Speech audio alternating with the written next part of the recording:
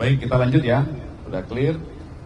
Tadi yang pertama dugaan pemberian hadiah atau janji terhadap oknum. Kemudian yang kedua dugaan penerimaan hadiah atau janji atau penerimaan gratifikasi oleh oknum penyelenggara negara pada Kementerian Kominfo pada kurun waktu 2023 sebagaimana diatur di pasal 12 huruf A, 12 huruf B dan atau pasal 11. Kemudian yang ketiga ada yang di dalamnya adalah dugaan pemberian hadiah atau janji terhadap oknum di Kementerian Kominfo periode 2022-2024. Kemudian dugaan penerimaan hadiah atau janji yang diduga dilakukan oleh oknum Komdiji pada kurun waktu 2022-2024. Kemudian kami sampaikan atau kami informasikan kepada rekan-rekan sejak dimulainya penyidikan terkait kasus Akuo, kasus ini, tim penyidik gabungan Subdit Tipikor di Treskrimsus Polda Metro Jaya dan Kortas Tipikor itu telah melakukan pemeriksaan terhadap 25 orang saksi, ya 25 orang saksi. 15 diantaranya dari saksi yang diperiksa itu merupakan pegawai dari Kementerian Komdiji, rekan-rekan, ya. Sehingga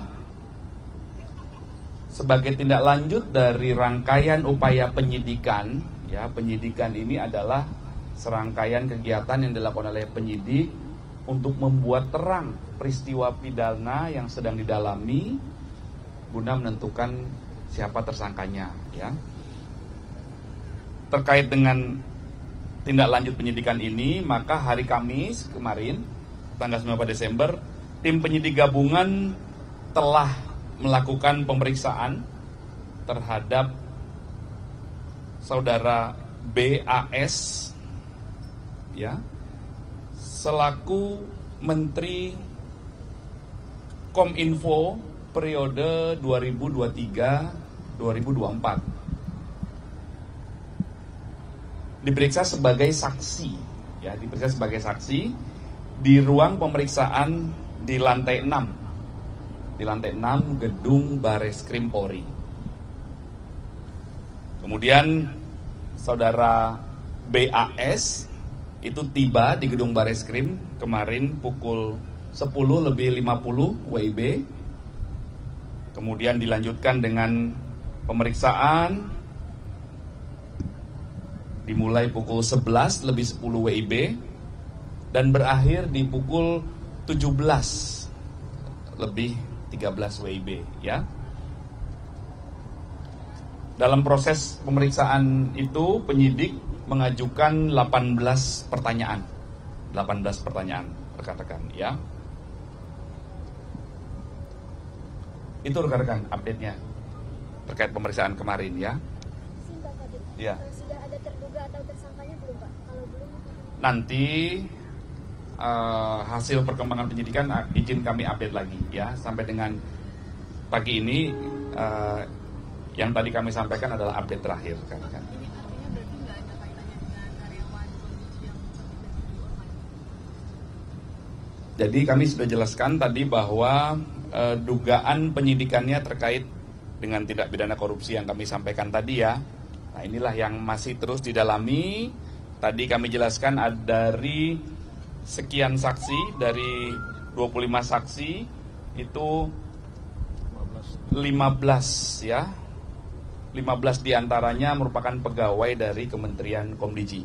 Jadi mohon waktu kami menyampaikan apa yang telah dilakukan oleh penyidik. Jika ada update nanti kami izin update lagi, ya.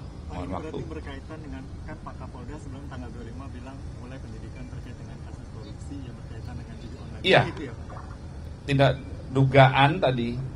dugaan pemberian hadiah, penerimaan hadiah atau janji, gratifikasi oleh oknum penyelenggara negara pada, ya, kementerian itu pada periodenya tadi yang sudah kami sampaikan. sudah ada angka perkiraan yang diberikan atau yang diterima?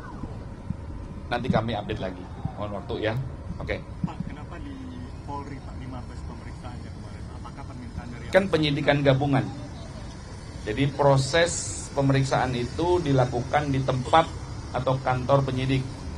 Ya, penyidikannya kan gabungan tadi ya, gabungan Kortas Tipikor dan Direktorat Reskrimsus. Ya. Pak Budi Arinya sendiri kapan lagi akan diperiksa, Pak?